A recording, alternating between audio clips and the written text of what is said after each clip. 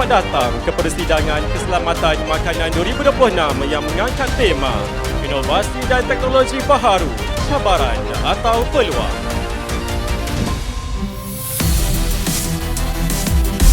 Mengumumkan ketibaan yang berhormat Datuk Seri Dr. Zulkifli Ahmad, Menteri Kesihatan, diiringi Dif-Dif kehormat ke dalam Dewan.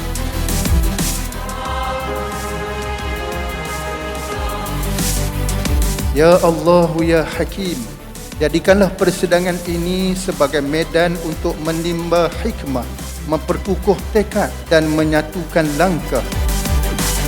Persidangan pada kali ini mengangkat tema yang amat relevan, iaitu inovasi dan teknologi baru, cabaran atau peluang. Marilah kita sama-sama memastikan bahawa setiap kemajuan teknologi dan inovasi pemprosesan makanan yang diperkenalkan bukan saja memajukan industri tetapi sentiasa menjamin keselamatan dan kesejahteraan hidup rakyat. Dengan lafaz Bismillahirrahmanirrahim, saya dengan ini sukacitanya merasmikan Persidangan Keselamatan Makanan 2026 dengan tema inovasi dan teknologi baru, cabaran atau peluang. Pastikan ianya penuh peluang. Hadirin sekalian, kita bakal menyaksikan upacara perasmian Persidangan Keselamatan Makanan tahun 2026. 3, 2, 1. Seterusnya, tuan-tuan dan puan-puan, kita bakal saksikan detik bersejarah iaitu Majlis menandatangani keahlian Malaysia dalam Asia Pacific Food Regulatory Authority Summit atau lebih dikenali sebagai APRAS.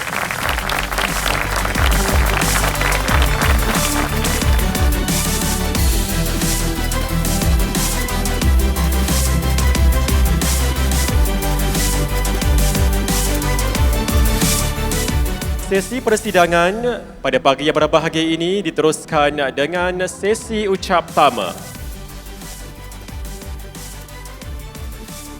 Persidangan Keselamatan Makanan 2026 merupakan satu platform strategik perkongsian dari pelbagai perspektif dalam mendepani cabaran makanan global.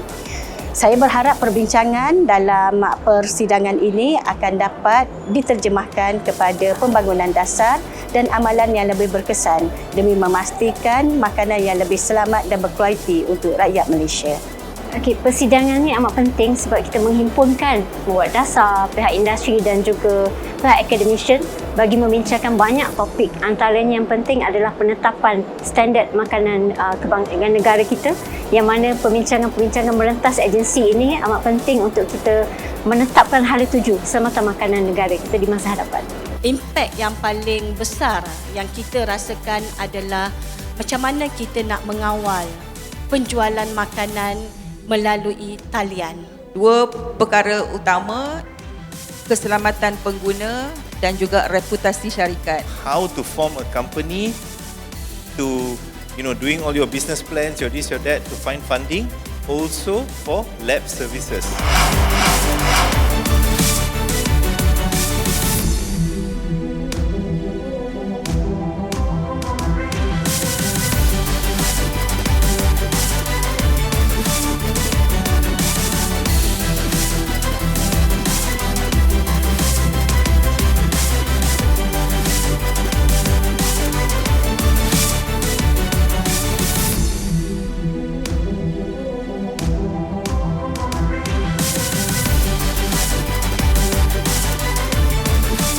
Tirai hari kedua Persidangan Keselamatan Makanan 2026 ini akan dibuka.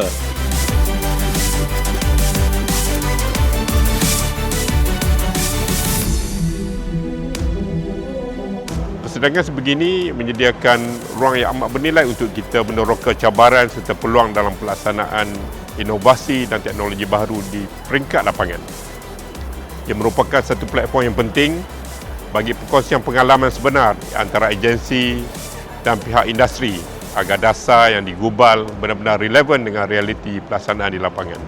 Kalau melihat kepada persidangan ini adalah amat penting bagi kami daripada Program Keselamatan dan Kualiti Makanan, terutamanya National Centre for Food Safety yang ditubuhkan bagi menangani isu ini bersama pelbagai agensi.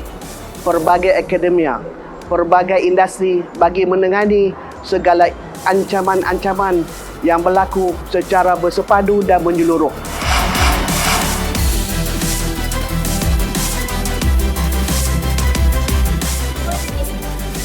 Wine dan juga beer. Ini semasa proses fermentasi akan terhasilnya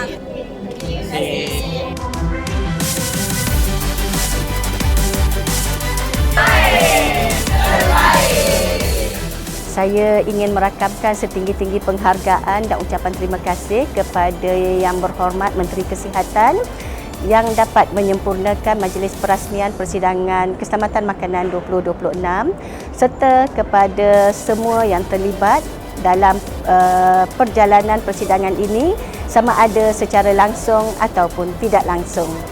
Inovasi dan teknologi baru. Cabaran